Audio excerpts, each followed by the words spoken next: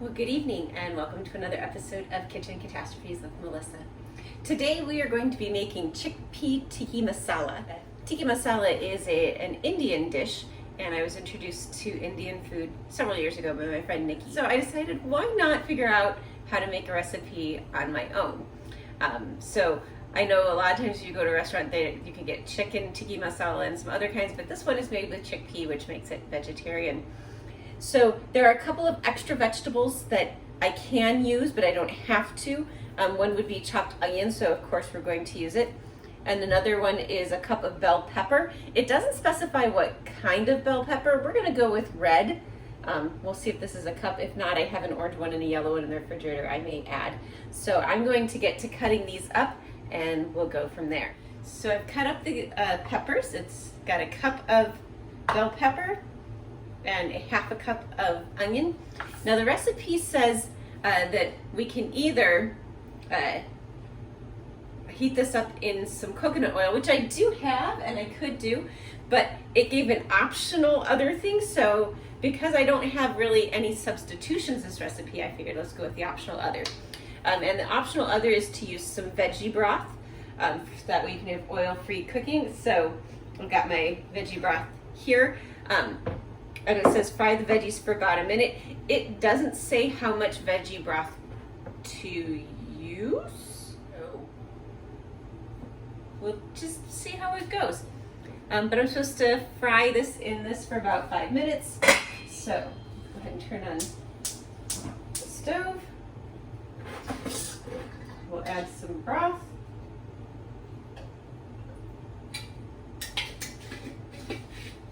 I just put in just enough to cover the bottom, hoping that's the right amount. And in goes the onion and the bell pepper. I'm gonna try to fry this for about 5 minutes and I'll be back. I believe that the peppers and onions are just about ready.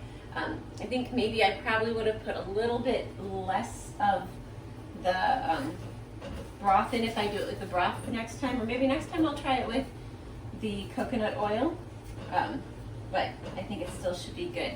So now basically the instructions are basically just dump a bunch of stuff in and then cook it.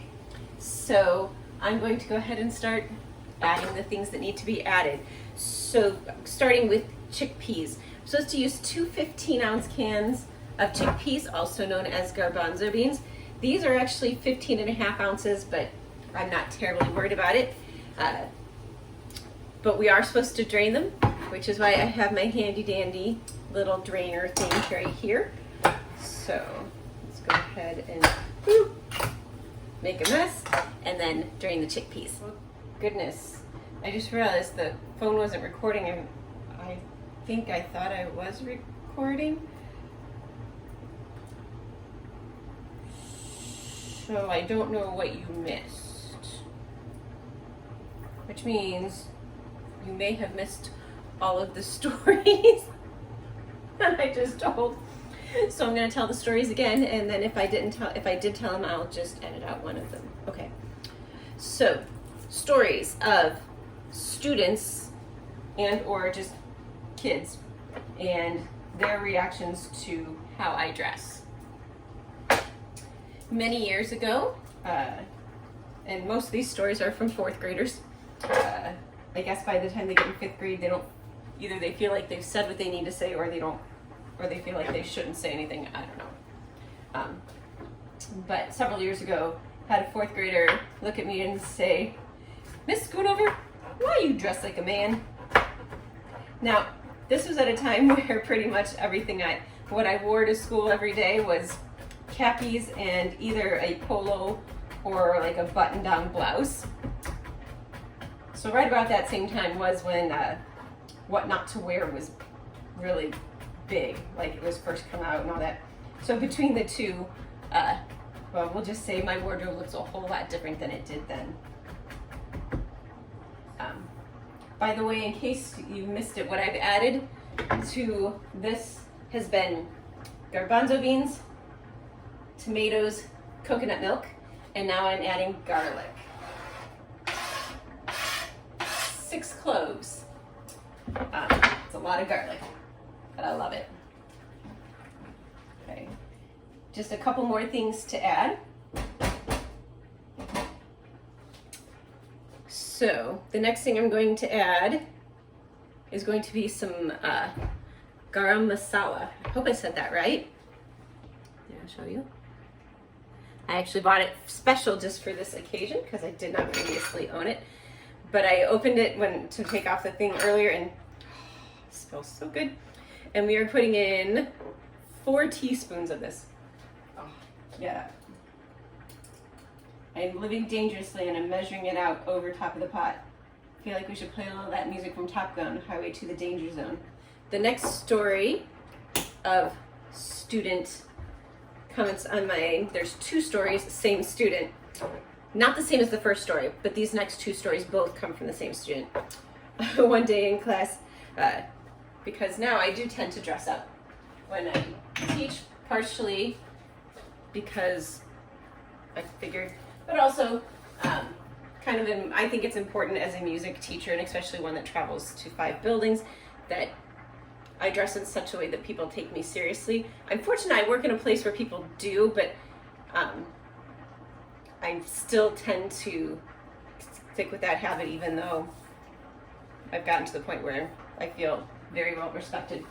But anyhow, so this student one day in class looks at me. I was just wearing a dress that day, and she's like, "Miss Schoonover, why are you dressed up? You finna go to Applebee's?" Apparently Applebee's is where you go when you're dressed up. She also on one occasion asked me, "Miss Schoonover, where are you from? Like a queen place?" Because apparently if you're dressed up, you're from a queen place. Well, I don't know what a queen place is, but there you have it.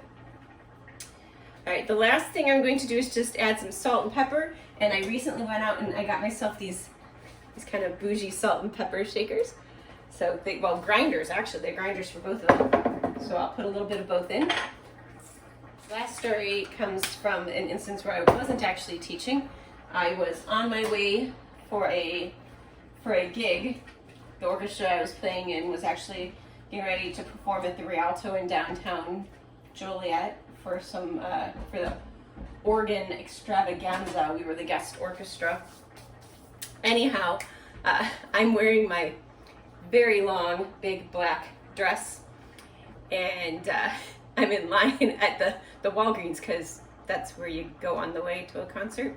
I don't know, I don't remember why I stopped, but I stopped at the Walgreens. And the kids in line behind me started inquiring about if I was headed to my wedding. It was really cute, it was really sweet.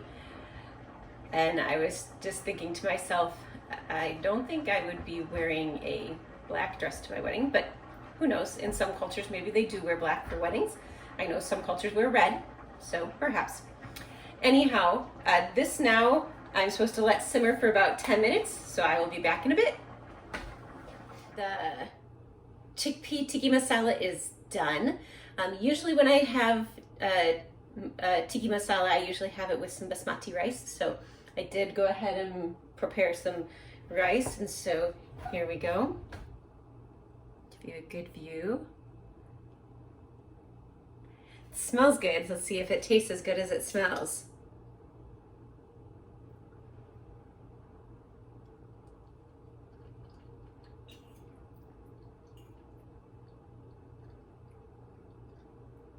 It's pretty good.